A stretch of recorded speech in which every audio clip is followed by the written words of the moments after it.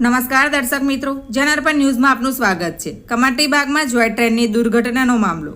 ગત 10 મેના રોજ જોય ટ્રેનની અડફેટે 4 વર્ષની બાળકીનું મોત થયું હતું. દુર્ઘટના બાદ કોર્પોરેશન અને પોલીસ તંત્રએ જોય ટ્રેનને બંધ કરાવી દીધી હતી. સમગ્ર ગુજરાતમાંથી આવતા સહેલાણીઓની માંગને લઈને જોય ટ્રેન શરૂ કરવાની ગતિવિધિ શરૂ કરવામાં આવી.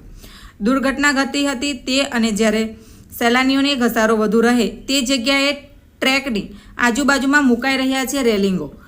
જોય ટ્રેનમાં વધારે સિક્યુરિટી ગાર્ડ, LED લાઇટો, સેફટી સહિતની કરાઈ વ્યવસ્થા.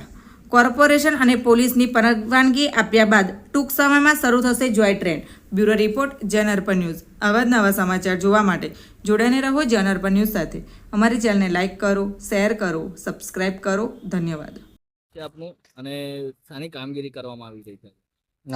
હાલમાં જે ગયા મહિને ટ્રેન અહીંયા દુર્ઘટના બનવામાં આવેલ હતી, જેના ભાગરૂપે આપણને પોલીસ વિભાગ તરફથી બંધ કરવા માટેનો આદેશ કરવામાં આવેલો હતો ટેમ્પરરી.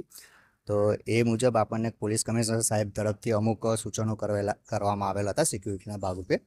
તો એ મુજબ આપણે જે ટ્રેનમાં કેમેરા લગાવવાના હતા કે પછી સિક્યુરિટીની વ્યવસ્થા કરવાની હતી, અનાઉન્સમેન્ટ સિસ્ટમ પર લગાવવાની હતી, પછી આ બેરિકેટિંગની વ્યવસ્થા કરવાની હતી, જેનું કામ આપણે કરેલ છે. અને હાલમાં આપણે જે બેરિકેટિંગની વ્યવસ્થા કરવાની છે જે આપણી પ્રોસેસમાં છે, અને અકસ્માતવાળા સ્પોટ ઉપર આપણે બેરિકેટિંગ લગાવી દીધેલ છે.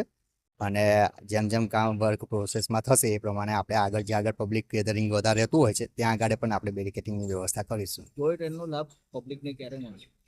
ઉપરથી આપણને મંજૂરી આપવામાં આવશે, ત્યારબાદ આપણે જોય ટ્રેન છે એ પબ્લિક માટે ચાલુ કરીશું. શું નામ આપનું? હિમાંશુ સોની.